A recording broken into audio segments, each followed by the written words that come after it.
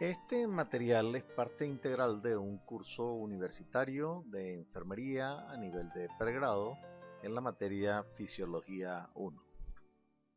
Habiendo ya cubierto los fundamentos, toda la unidad 1 referida a la célula y su entorno, y de la unidad 2 su módulo 1 referido a la histología del sistema nervioso y elementos de la excitabilidad celular.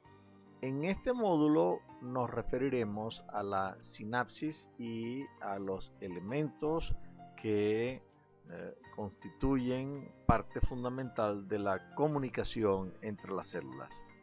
Me refiero a los neurotransmisores.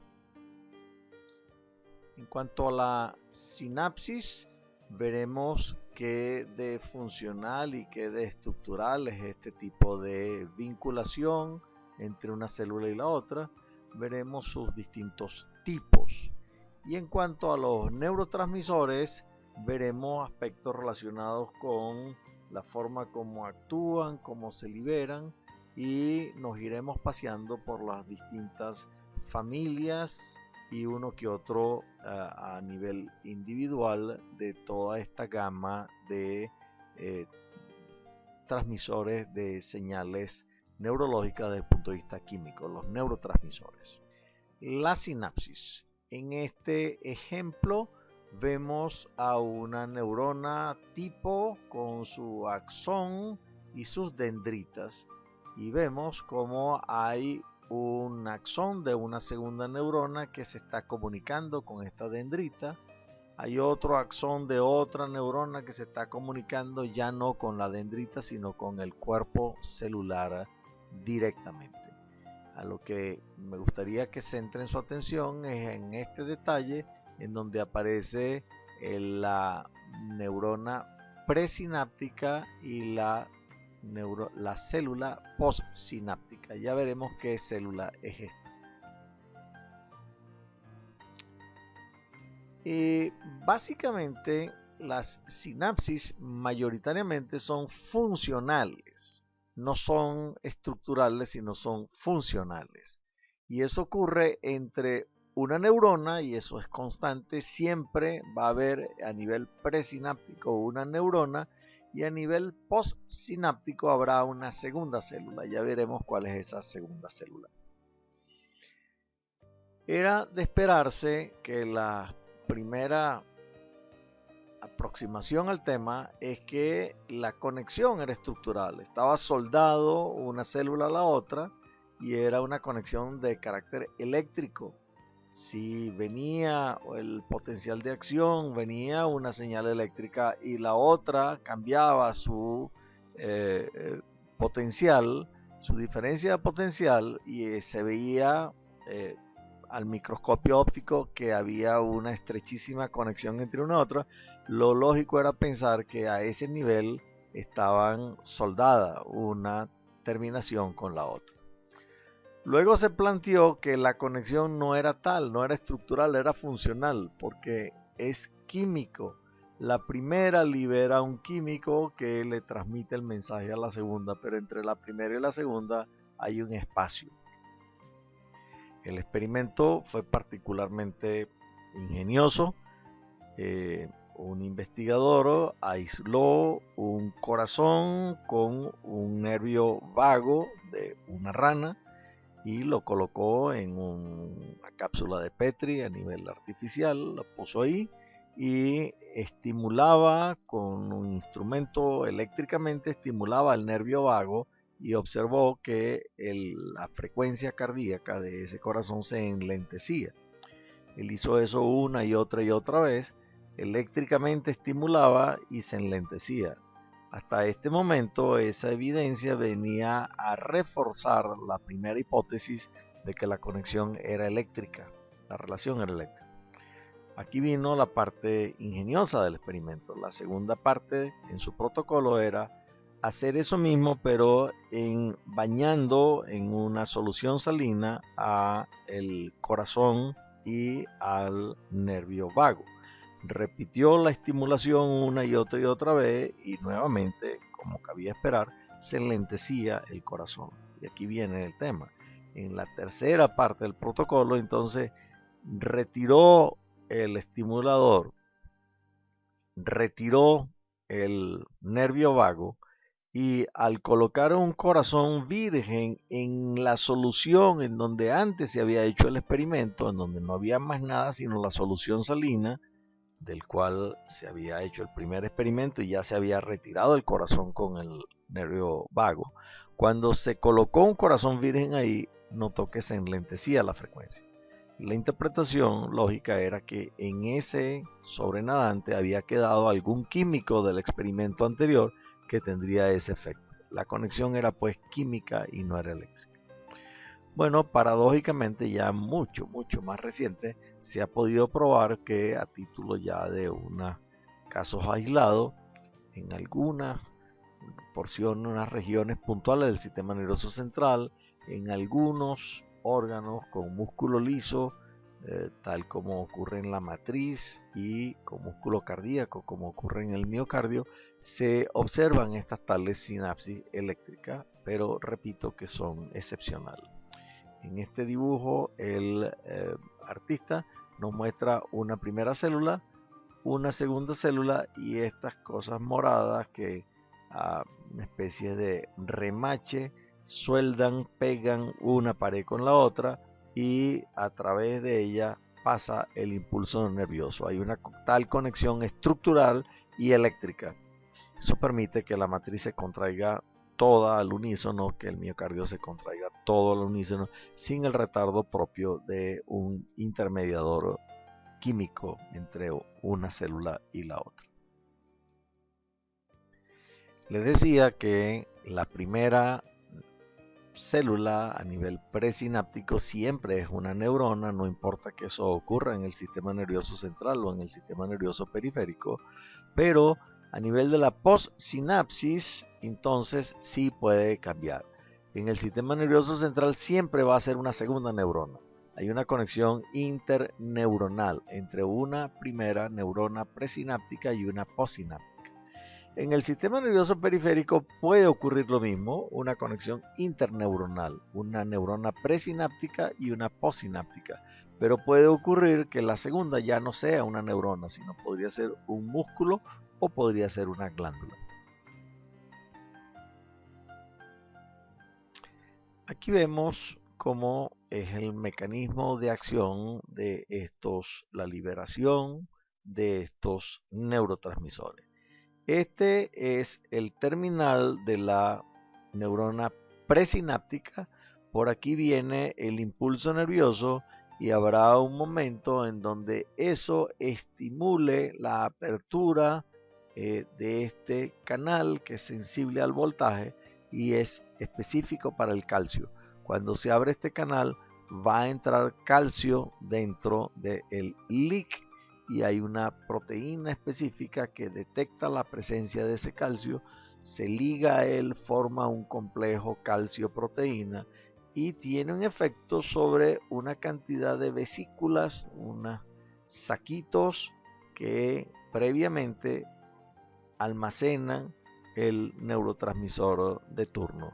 Entonces, en la presencia de este complejo proteína calcio con esta vesícula, hace que ella migre, se adose, se adhiera a la membrana celular y por exocitosis, que ustedes recordarán cómo es ese mecanismo, eventualmente se abre la membrana esta y expulsa su contenido ¿a dónde?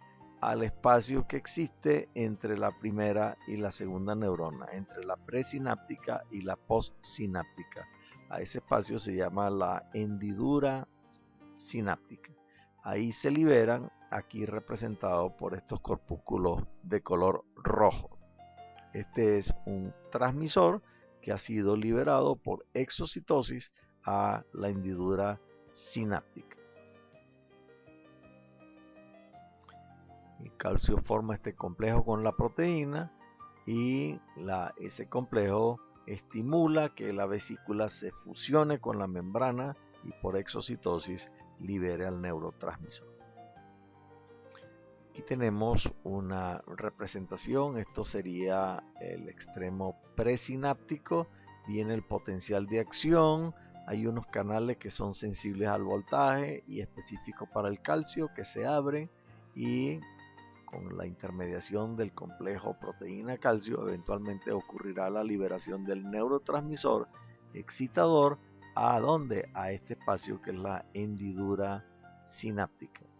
Este ya es la segunda célula, la postsináptica. Aquí se abren unos canales que ya esta vez no son sensibles al voltaje, sino al químico específico. Son canales específicos para el neurotransmisor específico que fue liberado. Entonces, una vez que eso entre dentro de la célula, se abren canales de sodio y recordarán que el sodio tiene un efecto de despolarizar a la neurona. Recuerden que esta tenía un voltaje negativo, su potencial de reposo de membrana en reposo era de menos 70 milivoltios. Cuando entra un catión que es positivo, ella empieza a perder la polaridad, se despolariza, se vuelve más y más excitable y se produce una propagación de esa despolarización que eventualmente se agota, es localizada, es puntual y es decreciente.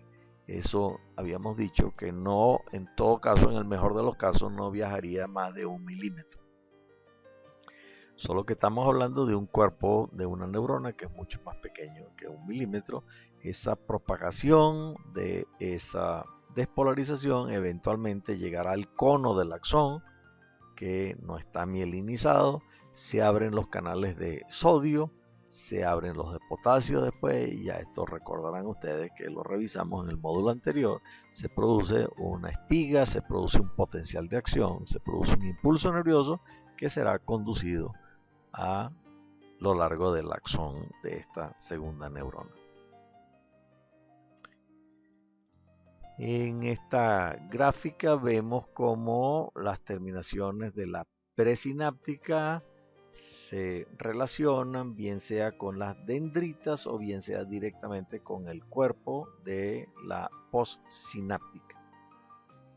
Hemos dicho que el químico que se libera en la hendidura sináptica va a hacer entrar en contacto con proteínas específicas. A eso se llaman receptores. Son específicos químicamente. En algunos casos, dependiendo de la naturaleza del neurotransmisor y del receptor, el efecto neto va a ser una despolarización, con lo cual tiene un efecto excitador. En otros casos, lo que ocurre es una hiperpolarización, lo cual determina que el efecto es inhibidor. Recordarán ustedes en el módulo anterior que revisamos esta misma gráfica, en donde aquí aparece la línea punteada, representa a los menos 70 milivoltios, que es el potencial de membrana en reposo. Cuando empieza a ser menos negativo, buscando el cero, se está despolarizando. Se vuelve cada vez más estimulable. Es un efecto excitador. Si por el contrario se pone más y más y más negativa, no solo es menos 70, sino menos 80, menos 90, cuando se va poniendo más y más y más y se va alejando del cero, cada vez será más difícil de ser excitada. Entonces tiene un efecto inhibidor, la hiperpolarización. En este cuadro se compara la diferencia que existe entre el potencial de acción que revisamos en detalle en el módulo anterior y este que estamos considerando en este momento, que es el potencial postsináptico excitador. Recuerden que el potencial de acción vino y recorrió todo el axón hasta que abrió los canales de calcio en el extremo distal de la neurona presináptica. Aquí ocurre una cosa muy local, muy puntual, que es el potencial sináptico, en este caso excitador, y puede que sí, puede que no, eso logre a su vez desencadenar un nuevo potencial de acción, pero esta vez sería en el cuerpo de la neurona postsináptica, que seguiría su camino a lo largo del axón. Entonces, el estímulo para que se abran las compuertas, en el caso del potencial de acción, era al entrar sodio se empieza a despolarizar. El estímulo en este caso es la acetilcolina u otro neurotransmisor que tiene ese efecto excitador, como veremos posteriormente. El efecto inicial del estímulo, bueno, los canales de sodio se abren. En este caso hay canales tanto de sodio como de potasio que ya están abiertos. La causa de la repolarización, para volver otra vez a su línea de base, bueno, se abren las compuertas de potasio en el caso del potencial de acción, y aquí es porque las cargas positivas se van desvaneciendo poco a poco con el tiempo y con la distancia, tiene un efecto decreciente. La distancia que es capaz de recorrer este potencial, bueno, depende de se va regenerando a lo largo de todo el axón y puede llegar a ser de 1 metro. Esto a lo sumo llegaría a 1 a 2 milímetros, en un potencial muy localizado. La retroacción positiva entre la despolarización y que se abran las compuertas de sodio ocurre en el potencial de acción, no así en el potencial postsináptico excitador. La máxima despolarización que se puede alcanzar es no solo que se despolariza a 0, sino que se repolariza a más 40 milivoltios. Aquí no pasa del 0. Tiene un efecto de suma en el caso del potencial excitatorio, mientras que recordarán ustedes que obedecía la ley del todo o el nada. No tiene un efecto de que se sume en términos de amplitud, sino que en términos de frecuencia. Aquí hay un periodo refractario, aquí no hay tal cosa como periodo refractario. Y en cuanto a fármacos, los efectos de la acetilcolina se pueden inhibir con esta toxina, pero no con el curare, como veremos a continuación. Mientras que en este caso el efecto de la acetilcolina se inhiben por el curare, pero no por la toxina, la tetrodotoxina. Hablemos rápidamente acerca de los roles. Hay un primer rol que es agonista, se refiere al agonismo. Eso es en pro de, a favor de, que acelera, que promueve alguna función, alguna acción. Por su parte, el otro rol es el antagonismo, que neutraliza al anterior. No es pro, sino quejante, no es a favor de, sino que es en contra de, no acelera, sino retarda, perturba, inhibe. Entonces, del juego entre el agonismo y el antagonismo, veremos en fisiología muchísimas funciones que se regulan selectivamente, estimulando o inhibiendo el agonismo, estimulando o inhibiendo el antagonismo, y haciendo eso en momentos distintos. Y veremos cómo hay trastornos que se caracterizan por la ocurrencia en simultáneo de agonismo y antagonismo. Cuando vemos en esta gráfica, vemos el caso del bíceps en la cara anterior del brazo y el tríceps en la cara posterior. Si de lo que se trata es de flexionar el antebrazo con relación al brazo, el efecto agonista lo tiene el bíceps, que se contrae y tiene este movimiento, y en ese es fundamental que este se relaje. Este tiene que tener un efecto antagónico al agonista. Cuando este se contrae, este se relaja. No compiten uno con otro, cooperan. Este es otro movimiento del brazo con relación al antebrazo, que se refiere a la extensión. Cuando lo que se quiere es extender el brazo, pues entonces ahora el rol del agonismo le toca al tríceps y el antagonista sería el bíceps. Entonces, como ven, el mismo músculo puede en un momento dado ser agonista y en otro momento ser antagonista. Son roles. Por su parte, tenemos otro concepto que ya lo adelanté un poco, que es el de los receptores, las proteínas aquellas que están a nivel de la membrana de la segunda célula, la postsináptica. Cuando el neurotransmisor es la acetilcolina, hay dos tipos de receptores, uno que son nicotínicos y otros que son muscarínicos. Cuando el neurotransmisor es la norepinefrina, hay ya no dos, sino tres tipos distintos de receptores, los alfa 1, beta 1 y beta 2 adrenérgicos. Estos no son los únicos neurotransmisores, como veremos, y con esta gama de receptores y esta gama de neurotransmisores es que tenemos toda un repertorio de señales químicas que nos permiten regular las distintas funciones, y de eso es un tema muy propio, muy emblemático de la fisiología.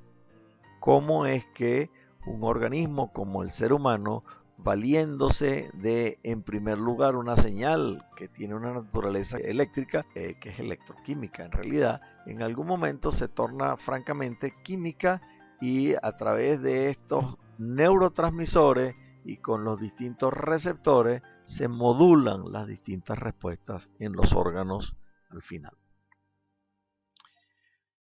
La acetilcolina, esta primera familia de los receptores llamados nicotínicos, estos se encuentran en las células musculares voluntarias estriadas, que son los músculos esqueléticos.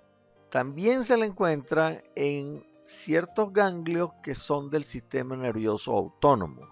En esta imagen que habíamos visto en el módulo anterior, me refiero a esta sinapsis que está aquí, con este cuerpo de esta neurona que está acá.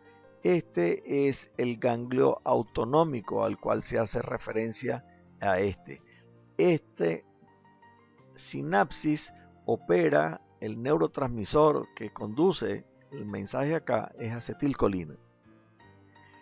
Es importante que no confundan, recuerden que son miles de cuerpos, y como están fuera del sistema nervioso central, se llaman ganglios. Si estuvieran dentro se llamarían núcleos. Están fuera, se llaman ganglios, y en este caso estamos hablando de ganglios autonómicos.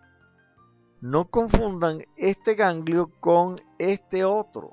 Se recuerdan que en la cara dorsal de la médula espinal emergen las raíces sensoriales, y esa raíz sensorial, en esta dilatación, esta es la célula sensitiva. Aquí están miles de cuerpos de esa neurona que determinan este ganglio raquídeo.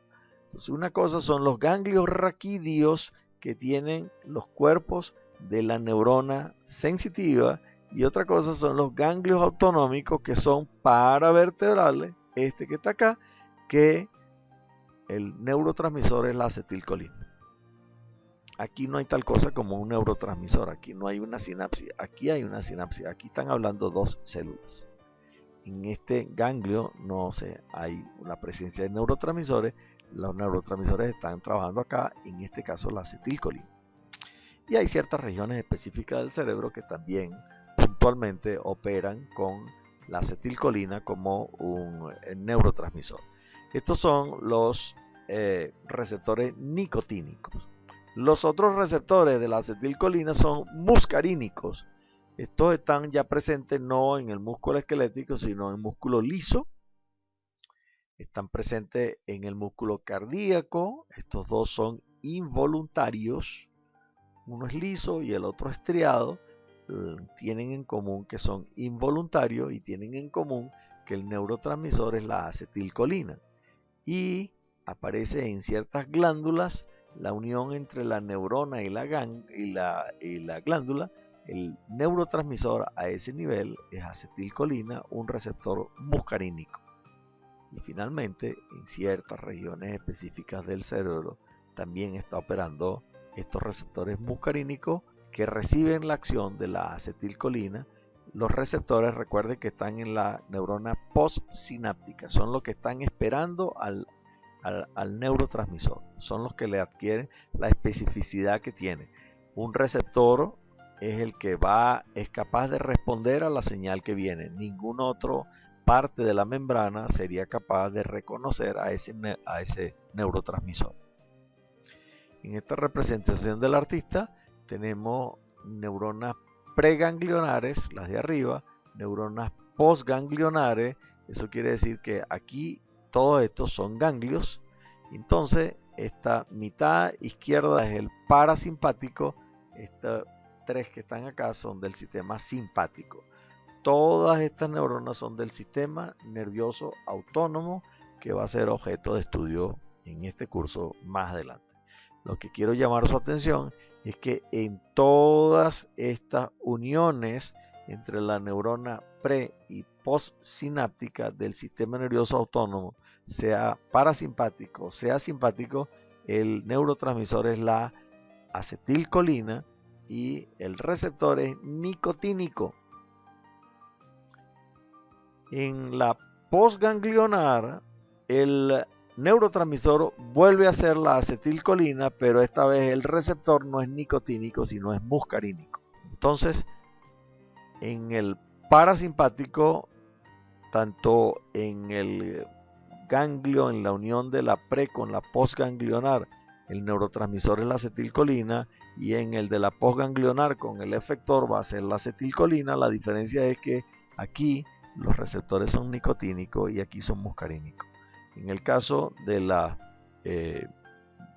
el simpático, en los ganglios, en donde está la pre y la postganglionar, el neurotransmisor es acetilcolina, los receptores son nicotínicos y la variación está aquí abajo. Ya aquí el neurotransmisor no es acetilcolina, como veremos más adelante. Recordando entonces los roles agonistas y antagonistas, vemos que en el caso de los receptores nicotínicos, esta sustancia química, la nicotina presente en el tabaco, tiene un efecto agonista. De hecho, le da el nombre porque fue descubierto su efecto por el tabaco. Entonces, la nicotina tiene un efecto agonista sobre los receptores nicotínicos de la acetilcolina. Por su parte, un veneno que descubrieron los indios suramericanos, no sé si más allá de Venezuela, pero ciertamente que en Venezuela al día de hoy todavía está en uso un veneno que extraen de una corteza de un árbol, es el curare. El curare tiene un efecto antagonista de los receptores nicotínicos de la acetilcolina. El curare se utiliza en anestesiología e induce en el individuo una parálisis flácida de los músculos voluntarios. El agonista de los receptores muscarínicos es esta sustancia muscarina que está presente en un hongo tóxico y tiene un efecto que estimula a los receptores muscarínicos de la acetilcolina. Y finalmente la atropina, que probablemente, bueno, al igual que la nicotina, probablemente a ustedes les es familiar este nombre. La atropina se utiliza como antiespasmódico para relajar fibras de músculo liso. Para quitar un cólico se utiliza un medicamento en base a la atropina. La atropina es antagonista de los receptores muscarínicos de la acetilcolina.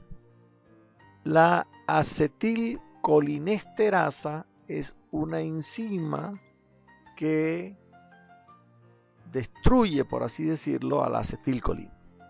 Entonces eso es algo que está presente en la fisiología. Cuando algo se dispara a un mecanismo, tiene que haber otro mecanismo que logre detener aquello, porque si no se va a perpetuar. Entonces, algo liberó acetilcolina. Bueno, más nos vale tener un mecanismo para neutralizar eso llegado al momento. Después que hizo su trabajo, ¿qué hacemos con ese algo que se liberó? En el caso de la acetilcolina, lo que hacemos es, usamos una enzima que se llama la acetilcolinesterasa. Una proteína. Está ¿en dónde? En la segunda célula, en la membrana postsináptica. Al lado de donde están los receptores está esta proteína Recuerden que en la pared de las células están estas proteínas que forman parte de la pared. Una de las proteínas que forma parte de la pared de la membrana postsináptica es esta enzima, la acetilcolinesterasa. Y una vez que entra en contacto con la acetilcolina, la fracciona y por una parte libera el acetato y por otra parte la colina, que es un aminoácido. Cuando se inhibe a esta enzima, el efecto que se produce es agonista, porque al no desactivar la acetilcolina, ella se acumula y se acumula y se acumula, entonces empieza a tener un efecto agonista. Cada vez hay más y más y más efecto de la acetilcolina porque no está siendo destruida por esta enzima. Hay inhibidores específicos de la acetilcolinesterasa.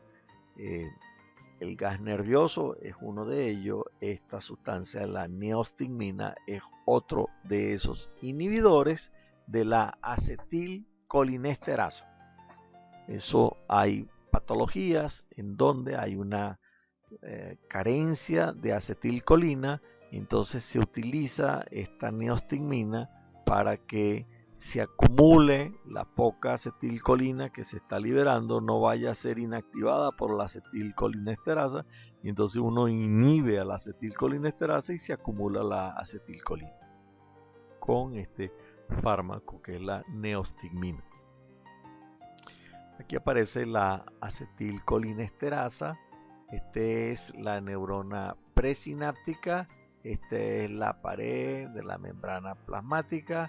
Esto era una vesícula que se acercó, se abrió y por exocitosis en este instante estos corpúsculos verdes son acetilcolina. Ese es un neurotransmisor que está siendo liberado. ¿A dónde? A la hendidura sináptica. Y esto que está abajo es la membrana de la segunda célula, de la postsináptica. Entonces, en anaranjado aparece una proteína que es un receptor. Este puede ser muscarínico o nicotínico porque estamos hablando de un receptor que es específico de la acetilcolina. Tiene una forma que se adapta perfectamente a la forma del neurotransmisor. Es específico químicamente de este neurotransmisor, que en este caso es la acetilcolina.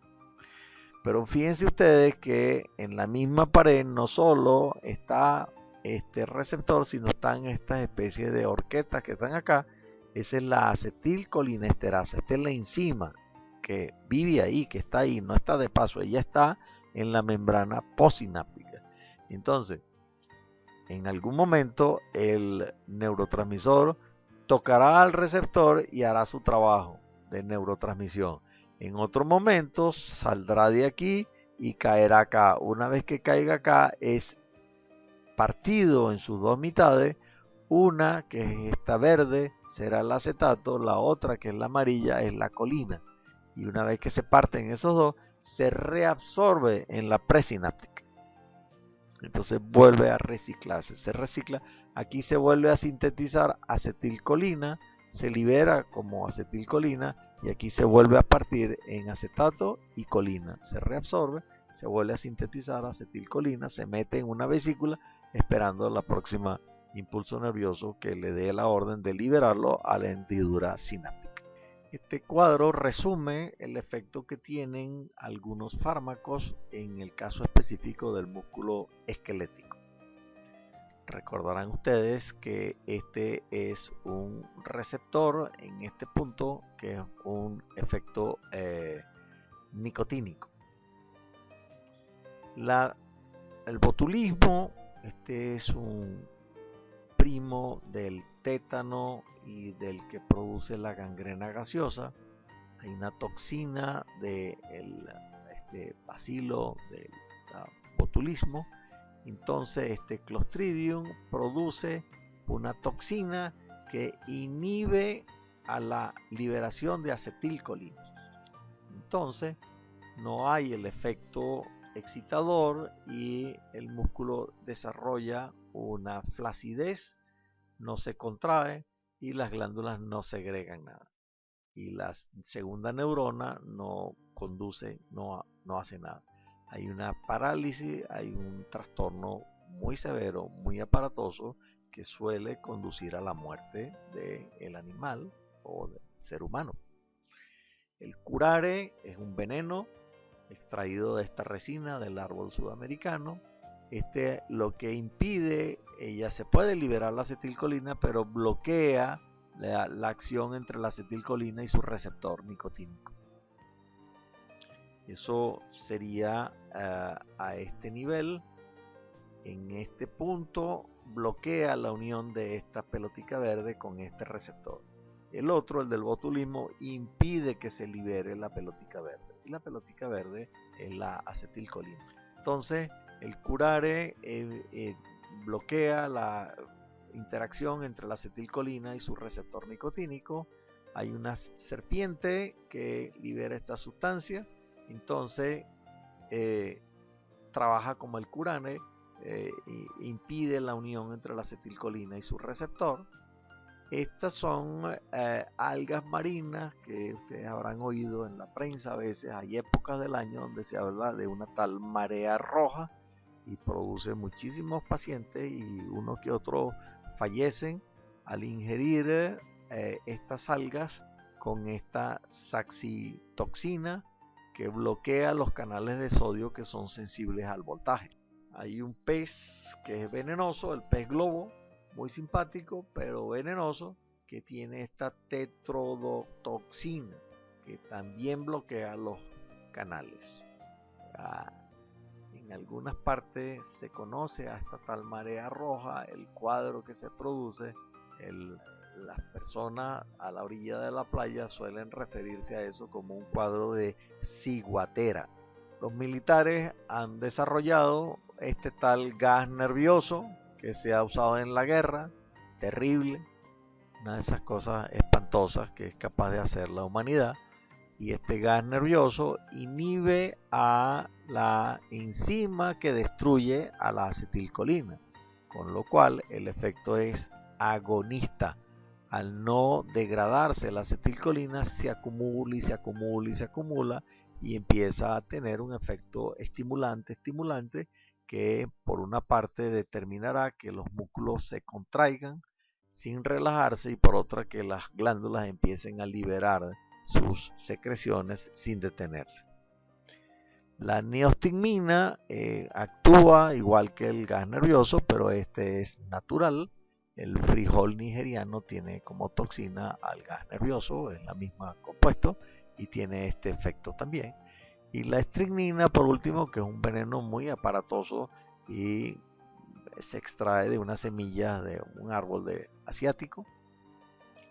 Esto impide unos potenciales inhibitorios. Cuando uno impide la inhibición, tiene un efecto agonista. Entonces se producen contracciones a la sola ruido, nada más al hablarle al lado del paciente, le empieza a tener convulsiones y empieza a contraerse por todos lados, que es la forma como reacciona la neurona por enormes acúmulos de acetilcolina que no se está destruyendo. Pasemos ahora a un segundo neurotransmisor. Hasta ahora hemos estado hablando de uno solo, la acetilcolina, y nos entramos en el detalle de sus distintos receptores y los roles agonistas y antagonistas. En el caso de las monoaminas, esta es una familia en donde la mayoría de los neurotransmisores están incluidos dentro de esta categoría. Se derivan de distintos aminoácidos. Los que se derivan el que se deriva del triptofano es la serotonina. El de este otro aminoácido, la tirosina, son la dopamina, la noradrenalina y la adrenalina. A estos tres se les llama catecolaminas. Son aminas que tienen el núcleo catecol, tienen algo tan emparentados químicamente. Y el que se deriva de la histidina es la histamina. Ustedes probablemente asociarán esto con los antihistamínicos que se utilizan en los cuadros alérgicos. Se toma antihistamínicos para neutralizar a este neurotransmisor que es la histamina. Estos neurotransmisores tienen un mecanismo de acción distinto del anterior. Aquel tenía unos canales específicos en la membrana postsináptica.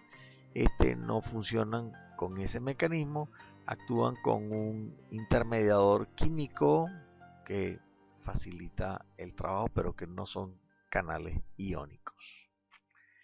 En el caso de la serotonina, el sitio en donde opera estos neurotransmisores están en el tallo encefálico. Esto tiene un efecto regulador sobre el estado de ánimo, la conducta, el apetito y la circulación cerebral.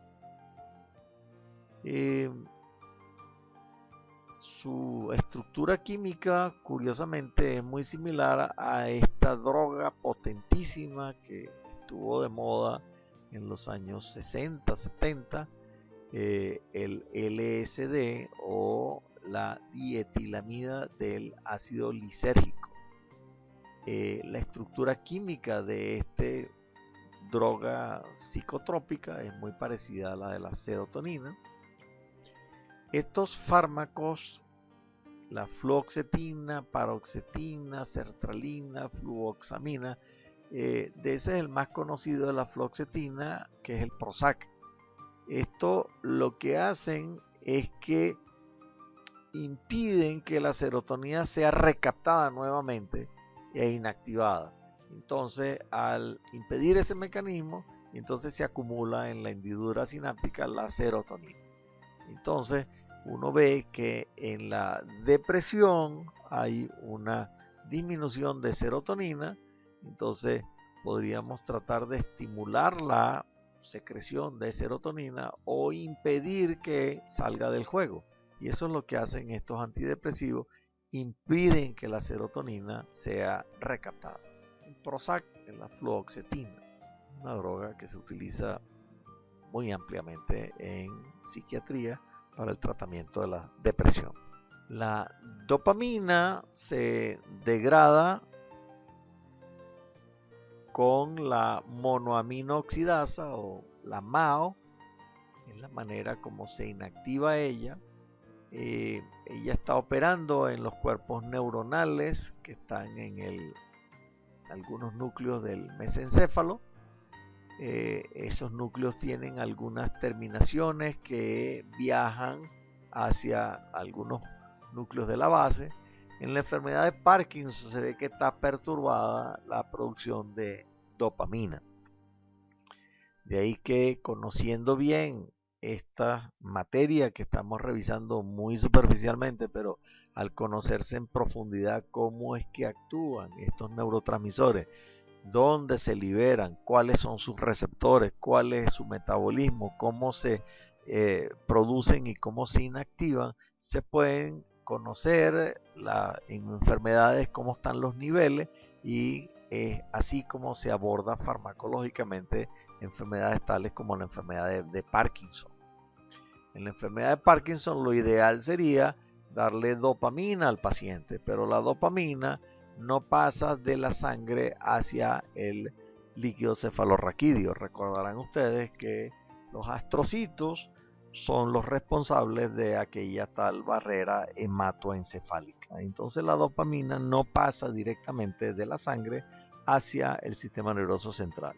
Entonces la vuelta que se le da farmacológicamente es que se le administra al paciente esta sustancia L-Dopa, que es un precursor de la dopamina, y esta sí pasa la barrera hematoencefálica.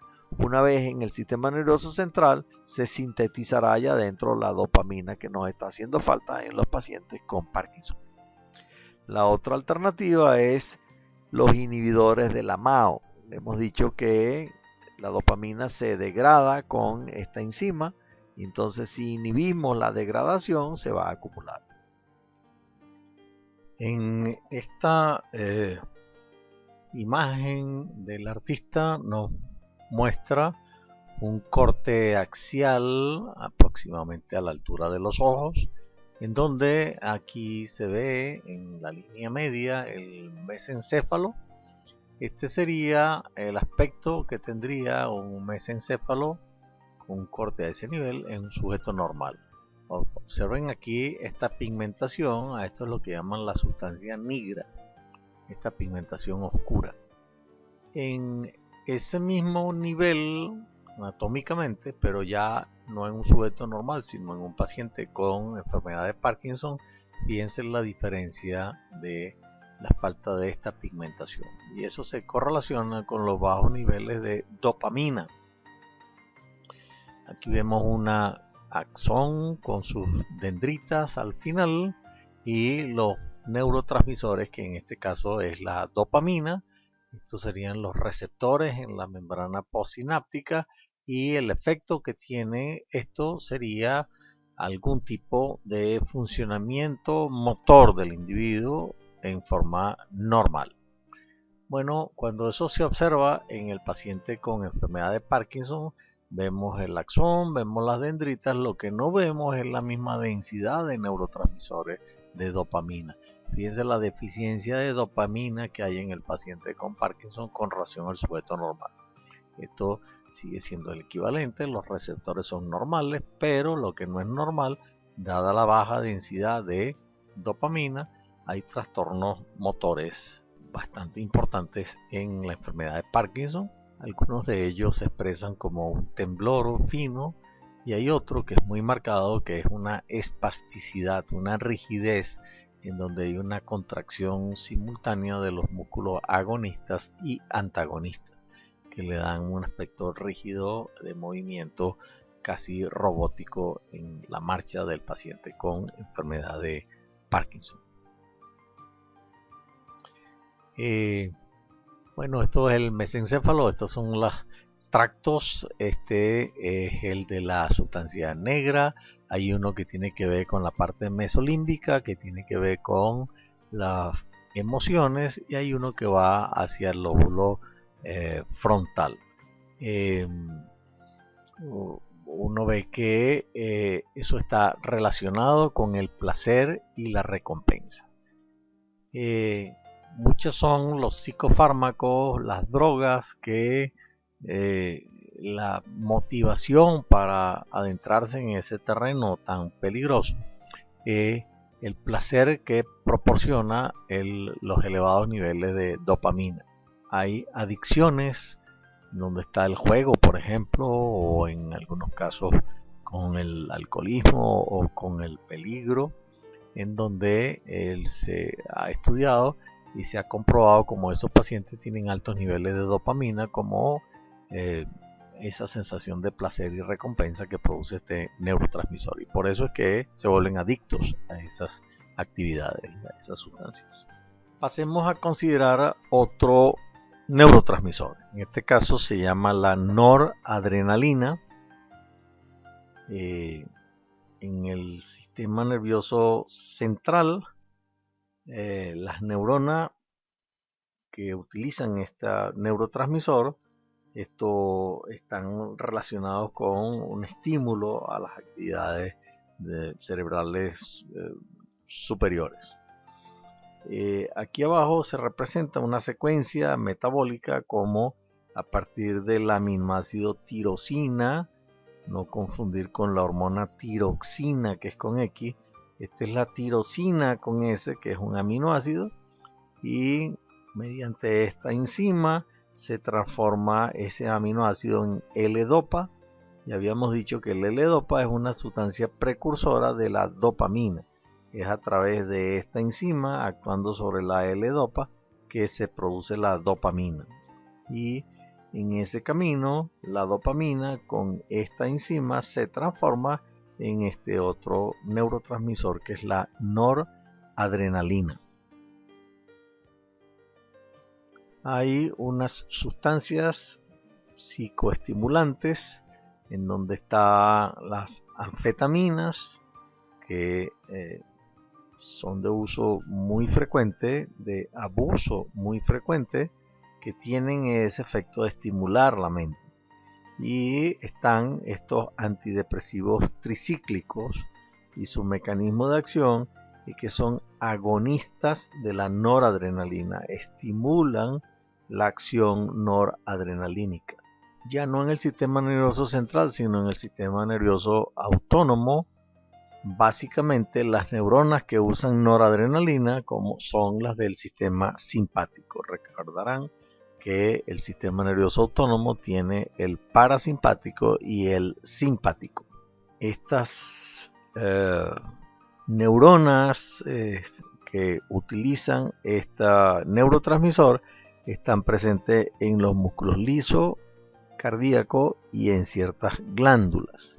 Ya habíamos visto una lámina en donde aparecía el parasimpático y sus receptores en el ganglio, con la neurona preganglionar y posganglionar en ese ganglio autonómico. Todos estos neurotransmisores en el parasimpático y en el simpático eran acetilcolina. Habíamos dicho que en el parasimpático el siguiente nivel en la extremidad distal de la segunda neurona, de la posganglionar, el neurotransmisor seguía siendo la acetilcolina, solo que ya los receptores no eran nicotínicos, sino eran muscarínicos. Bueno, en este caso, estos receptores nicotínicos con acetilcolina, pero aquí abajo aparecen representados tres distintos receptores. Los alfa-1 adrenérgicos, y tienen que ver con la vasoconstricción, tanto a nivel visceral como a nivel cutáneo. La beta-1 adrenérgico, que están relacionados con la taquicardia y la contracción muscular, y los beta-2 adrenérgicos, que están relacionados fundamentalmente con los fenómenos de broncoespasmo y broncodilatación. Son tres receptores distintos para el mismo neurotransmisor que está a nivel distal de la neurona posganglionar del sistema simpático. Noradrenalina es el neurotransmisor y tres receptores distintos. Este es otro neurotransmisor, es el ácido glutámico, que lo mencionamos cuando estudiamos las nociones básicas de histología del sistema nervioso. Cuando hablábamos de las células de soporte, nos topamos con el astrocito y habíamos dicho que el astrocito captaba ácido glutámico. Es el principal de todos los neurotransmisores. Con acción excitadora es el principal neurotransmisor del sistema nervioso central. 80% de la sinapsis a nivel de la sustancia gris de la corteza cerebral, donde están los cuerpos de las neuronas a nivel del sistema nervioso central, el 80% utilizan este neurotransmisor excitador. De ahí que el grueso del consumo metabólico del cerebro se destine a garantizar los gradientes iónicos que se utilizan en esta acción que se da en la sinapsis de esas neuronas en el sistema nervioso central, que el neurotransmisor es el ácido glutámico. Son potenciales excitadores postsinápticos.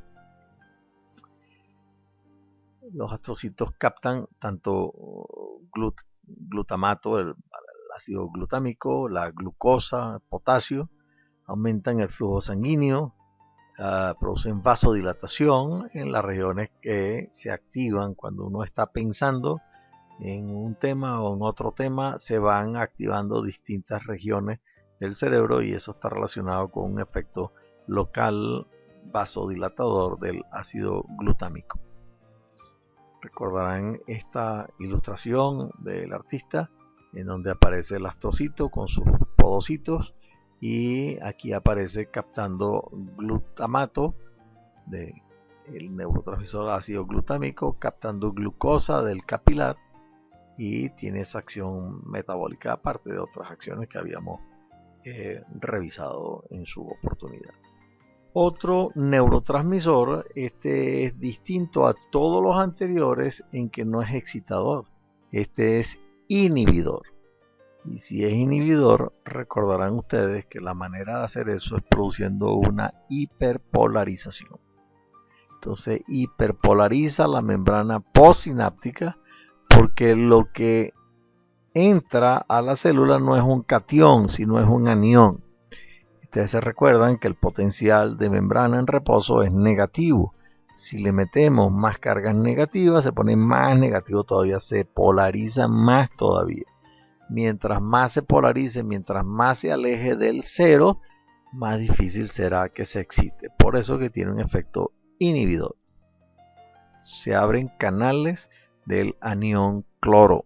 En esta ilustración aparece nuevamente nuestro músculo bíceps y tríceps como agonista y antagonista, y la regulación de eso cuando el rol ha de ser de antagonismo, se utiliza la glicina como neurotransmisor inhibidor de la contracción en ese momento.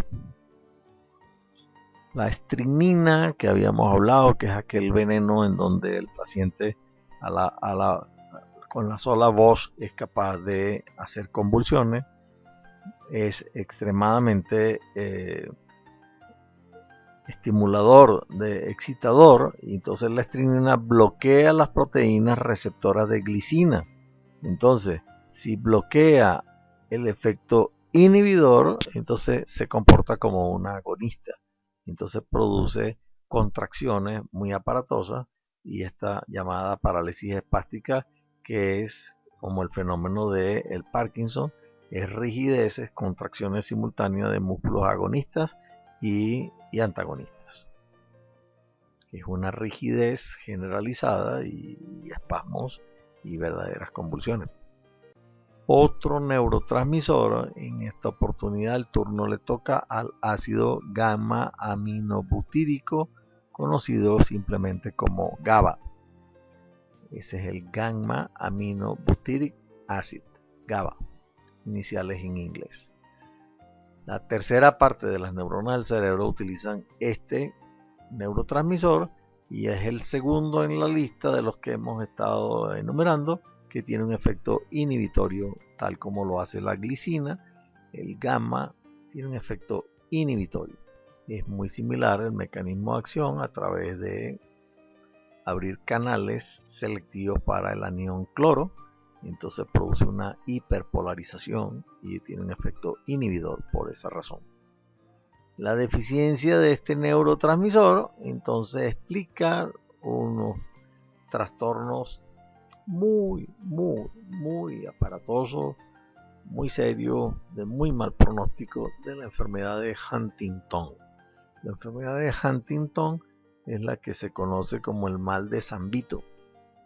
Se conoce bastante bien cómo se originó eso, dónde se originó, la familia en la cual apareció esa mutación en Inglaterra, cómo se propagó por el mundo, y en Venezuela llegó en el occidente del país y hay un sitio endémico, una población donde se concentran los casos de esta enfermedad de Huntington.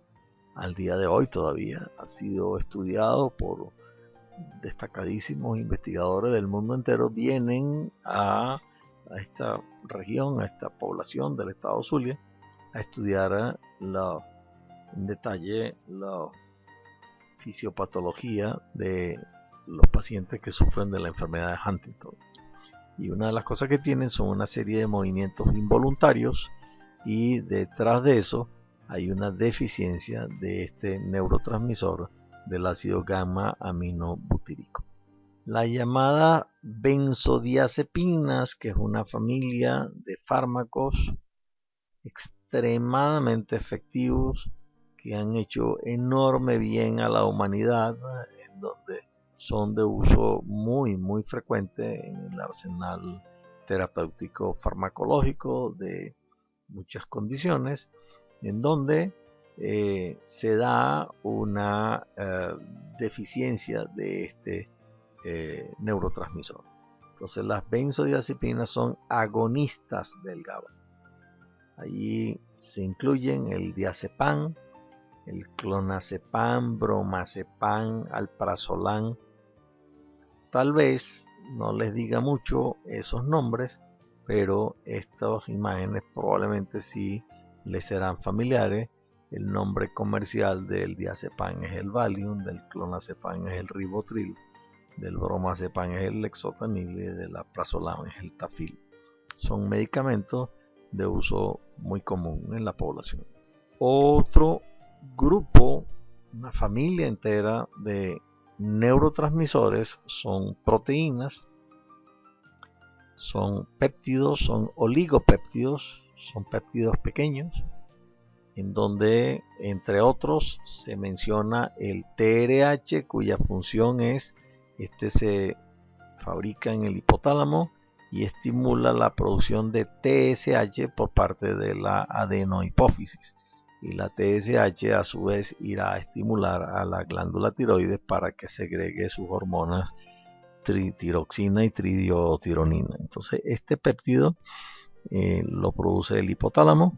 El LH-RH también lo produce el hipotálamo y esto va a estimular a la producción de LH, hormona luteinizante, por parte de la adenohipófisis.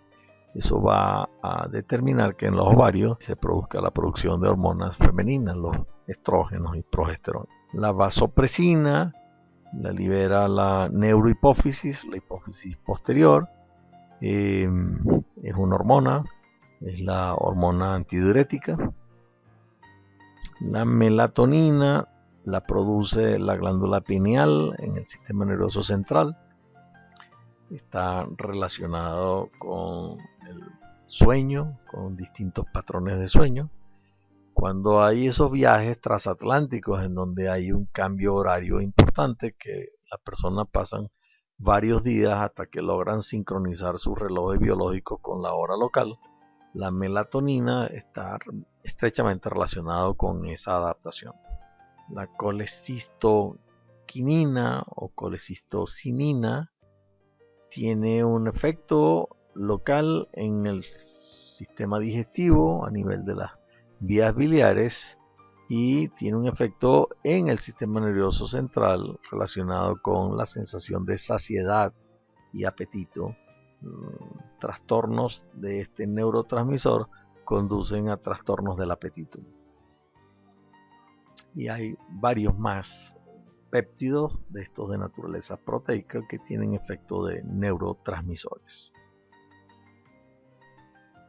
Esta otra familia muy curiosa son primos del opio, así como está el opio y la morfina, que son drogas, psicofármacos que utilizan las personas para drogarse. Es muy interesante cómo nuestro organismo fabrica unas sustancias muy similares a la morfina y al opio. Tanto el cerebro como la hipófisis producen sus propios opioides parecidos al opio. Ahí se listan la beta-endorfina, primo de la morfina. Endo del interior de uno mismo, fabrica su propia familia de la morfina. Las encefalinas o enkefalinas, la dinorfina. Estas sustancias explican ese fenómeno interesante de los boxeadores, por ejemplo, que cuando están en la pelea no sienten el dolor. El dolor lo van a sentir al día siguiente y mucho, pero un perro, por ejemplo, que son tan sensibles, uno le pisa la cola a un perro o una pata en algún descuido y va a dar un grito, pues son sensibles al dolor. Y cuando hay una pelea de perros se desgarran y no se quejan de dolor, porque en ese momento están siendo bañados de sus propios efectos analgésicos de la morfina que lo libera el cerebro. El parto sin dolor se basa en una cosa mediada por la liberación de estas opioides endógenos y suprimen completamente la sensación de dolor internamente. Uno tiene su propio mecanismo de analgesia para no sentir dolor. Hay proteínas receptoras específicas para estos opioides y es muy curioso cómo es que uno tiene genéticamente programado unos receptores específicos tanto para las versiones endógenas como para las versiones exógenas, las que se compran en la farmacia o en los bajos fondos.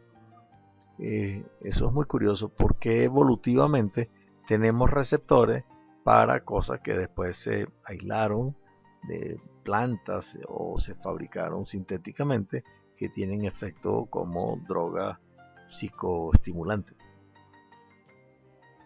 En condiciones normales, pues estos neurotransmisores no circulan y se activan pues en ciertos momentos, en el parto, como les decía. El ejercicio, por ejemplo, es muy interesante cuando uno empieza a hacer ejercicio en una rutina de gimnasia, de pesa o de aparatos o ejercicios aeróbicos, y uno empieza a bostezar. Cuando se empieza a bostezar es porque ya están circulando unos niveles significativos de alguno de estos opioides endógenos. Hay un fármaco que es la naloxona que inhibe el efecto de estos opioides y se utiliza en las terapias de desintoxicación, deshabituar a los pacientes que están en los drogadictos. Otra familia ya no es pariente del opio, sino es pariente de la marihuana. Y el cerebro produce entonces unos neurotransmisores, unos compuestos que tienen efectos muy similares a la marihuana. Y se unen a los mismos receptores en la pared de la membrana postsináptica que el tetrahidrocannabinol, que es un compuesto de la marihuana. Y no son proteínas, no como los péptidos que hemos estado mencionando, ni están relacionados con los aminoácidos, son lípidos. En este caso son lípidos. Y otra cosa que se diferencian, se recordarán que todos los anteriores se almacenan en forma de vesícula y cuando viene el impulso nervioso abre los canales de calcio y se forma el complejo proteína-calcio que hace que estas vesículas se migren hacia la membrana presináptica y liberan el contenido en la hendidura sináptica. Bueno, estos endocannabinoides no se almacenan en vesícula y son lo que se llaman neurotransmisores retrógrados. Ellos, una vez que están en la hendidura sináptica, ejercen su efecto sobre la terminal de la neurona presináptica, no la postsináptica, sino la presináptica. Tienen un efecto retrógrado. Entonces, lo que van a hacer es que inhiben la liberación de otros tipos de neurotransmisores desde la neurona presináptica, que tiene un efecto modulador de la liberación de otros neurotransmisores. Estos endocannabinoides tienen un rol en el proceso de aprendizaje, en la memoria, en el apetito y en esto que se conoce como la plasticidad sináptica. La plasticidad sináptica es la manera como el cerebro se va cableando. Recuerden que la neurona no se reproduce, la neurona no va a haber más neuronas. Lo que sí ocurre es que las terminaciones, las dendritas, los axones, eso sí se reproduce. Entonces la plasticidad sináptica se refiere a eso. Si uno repite una rutina una y otra vez, el cerebro interpretará de que eso vino para quedarse y empieza a cablearse de una manera para que se establezcan automatismos. Eso explica cómo rutinas psicomotoras complejas como manejar un automóvil o tripular un avión o máquinas de distintos tipos con distintas complejidades, no hablemos todo el caso de los deportes. Toda esa cantidad de detalles no pueden hacerse en forma consciente en el tiempo disponible. Eso, para que eso ocurra, producto del entrenamiento, de hacerlo una y otra vez, mediante esta plasticidad sináptica, se establece el cableado para que esas cosas se hagan más o menos en automático. Y en ese proceso de esa plasticidad sináptica participan estos compuestos que de alguna manera tienen efectos similares a la marihuana. El óxido nítrico es otro neurotransmisor este es un gas, fue el primero que se identificó como neurotransmisor. Hay muchísimos órganos que producen óxido nítrico, lo hacen a partir de la L-arginina, que es un aminoácido. Él produce el óxido nítrico vasodilatación porque relaja el músculo liso. Entonces tiene un efecto de relajación de este músculo liso que es involuntario y produce entonces vasodilatación. El sildenafil funciona como agonista del óxido nítrico y ese es el Viagra, conocido medicamento que tiene el efecto de producir erección del pene por esa vasodilatación que produce al relajar el músculo liso a nivel del cuerpo cavernoso del pene. El óxido nítrico a nivel de los lisosomas, que tienen una serie de enzimas y que tienen óxido nítrico, si logran fagocitar una bacteria, la meten en estas vesículas y entre las enzimas y el óxido nítrico matan la bacteria y logran digerirla. Se difunde fuera del axón presináptico y en algunos casos la neurona postsináptica produce óxido nítrico y entonces actuaría como un neurotransmisor retrógrado, al igual que aquel que se liberaba y ejercía su acción sobre la presináptica. Puede producirse en la postsináptica, pero ejerce el efecto sobre la presináptica. Entonces es un neurotransmisor retrógrado. Con esto damos por concluido el módulo de sinapsis y neurotransmisores.